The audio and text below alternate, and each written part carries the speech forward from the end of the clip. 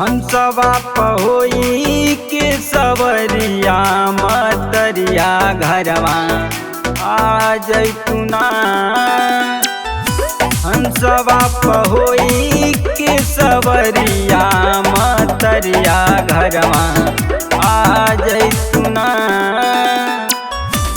आ जैतुना ए माई आ जैतुना। आ जैतुना ए माई आ जैतुना। हंसवा पहोई के सवरिया मतरिया घरवा आ जैतुना। हंसवा पहोई के सवरिया मतरिया घरवा आ जैतुना।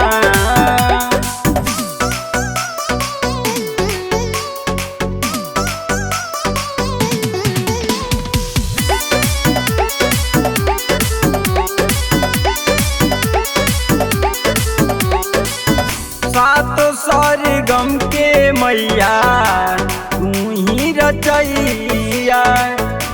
एही से कहालू तू तो बीड़ा वाली मैया। बीड़ा वाली मैया। सातो सरगम के मैया तू ही रचैया। एही से कहालू तू तो बीड़ा वाली मैया।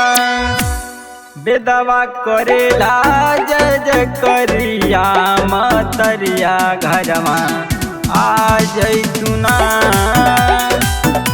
हंसवा पहोई के सवरिया मतरिया घरवा आ जैतुना।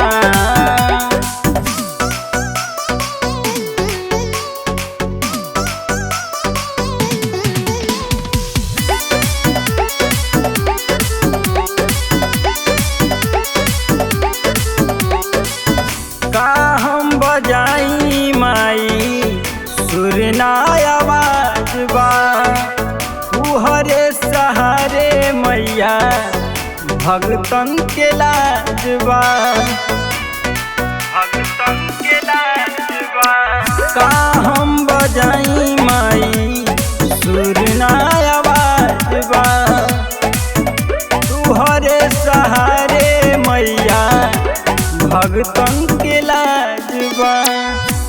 भर दे तू स्वर में लहरिया मतरिया घरवा आ जैतुना।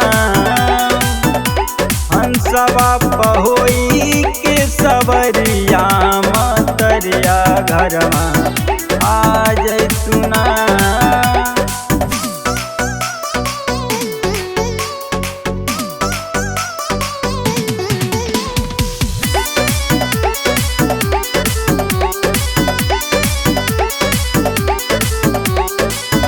एही गाँवे में माई तोहार धाम बा।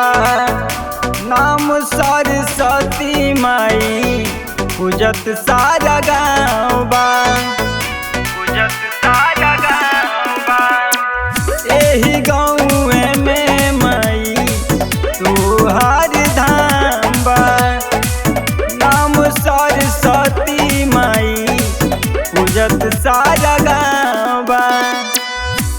अजित सुनावेला कीर्तिया मतरिया घरवा आ जैतुना।